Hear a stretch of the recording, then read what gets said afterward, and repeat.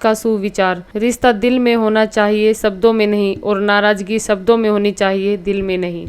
पश्चिमी बंगाल में चुनाव के बाद हिंसा के मामले में टीएमसी नेता अबू ताहिर के घर पहुंची सीबीआई। दिल्ली के सीएम अरविंद केजरीवाल 1 अगस्त को करेंगे गुजरात का दौरा। पश्चिमी बंगाल में ममता ने आज दोपहर 3 बजे बुलाई कैबिनेट की बैठक। पार्थव चटर्जी से छीन सकता है मंत्री पद। चेन्नई में पीएम मोदी आज JLN इंडोर स्टेडियम में 44वें चेस ओलंपियाड का करेंगे उद्घाटन। ईडी ने बुधवार को पश्चिम बंगाल सरकार में मंत्री पार्थव चटर्जी की करीबी अर्पिता मुखर्जी के दूसरे फ्लैट पर छापा मारा। इस दौरान ईडी को 28.90 करोड़ रुपए कैश और 5 किलो सोना मिला। इतनी बड़ी रकम गिनने में ईडी अधिकारियों को लगभग 10 घंटे का समय लगा। इसके लिए 3 नोट गिनने की मशीनें भी लगाई गई। चौंकाने वाली बात यह है कि अर्पिता ने ये पैसा फ्लैट के टॉयलेट में छिपा। संसद में स्मृति ईरानी और सोनिया गांधी के बीच नोकझोंक। लोकसभा में गुरुवार को सोनिया गांधी और स्मृति ईरानी के बीच नोकझोंक हो गई थी। संसद में बीजेपी के सांसद नारेबाजी कर रहे थे, तभी सोनिया गांधी वापस लौटकर रमा देवी के पास गई और कहा कि अधीर रंजन चौधरी ने माफी मांग ली है। इसी बीच स्मृति ईरानी ने कुछ कहा तो सोनिया ने जोर से कहा, डोंट टॉक टू मी। इसके बाद दोनों के बीच बहस शुरू हो गई। 28 जुलाई 1979 चरण सिंह देश के 5वें प्रधानमंत्री बने थे। 28 जुलाई को ही विश्व हेपेटाइटिस डे मनाया जाता है। 28 जुलाई 2005 सौरमंडल के 10वें ग्रह की खोज का दावा किया गया। आज ही के दिन प्रथम विश्व युद्ध की शुरुआत 28 जुलाई 1914 में हुई थी। नासा ने 28 जुलाई 1983 में वाणिज्य संचार उपग्रह टेलस्टार 3A का परीक्षण किया था।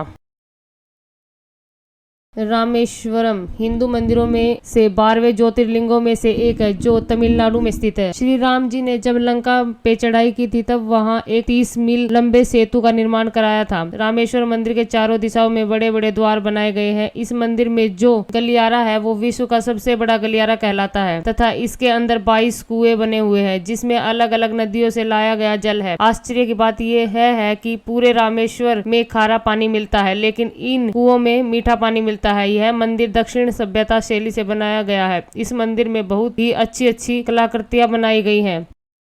मद्रास के राजनाथपुरम जिले में भारत के दक्षिण सीमा के अंतिम स्थल पर यह रामेश्वर द्वीप है। यहीं पर बंगाल की खाड़ी अरब सागर से मिलती है। 25 किलोमीटर लंबा और 216 किलोमीटर चौड़ा यह द्वीप पुराणों में गंधमान्य पर्वत के नाम से वर्णित है। श्री राम ने यहाँ स्थापित किया था, इसलिए श्री राम के नाम पर इसका नाम रामेश्वर हुआ।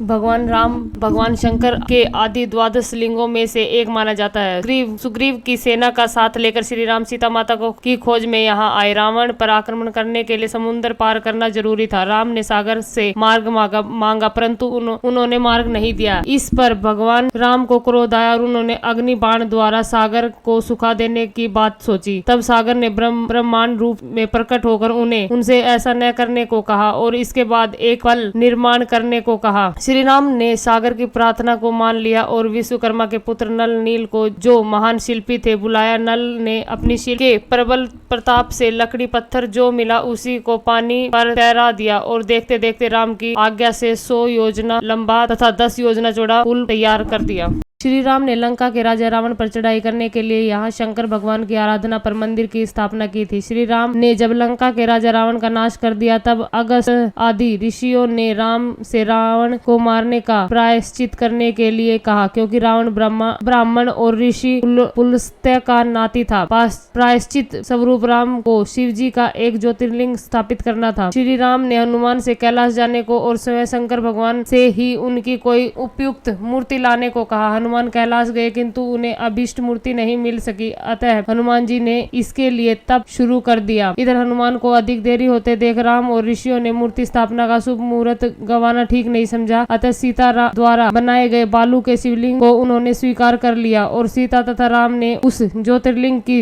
ज्येष्ठ शुक्ला दशमी बुधवार को, जब चंद्रमा अस्त नक्षत्र में और सूर्य वृष राशि में था, स्थापना की, जो रामेश्वर के नाम से प्रसिद्ध हुआ। हमारी जानकारी यदि आपको अच्छी लगी हो तो आप हमारे चैनल को सब्सक्राइब करें, लाइक करें, शेयर करें व कमेंट करें। हमारे साथ यहाँ तक जुड़े रहने के लिए धन्यवाद।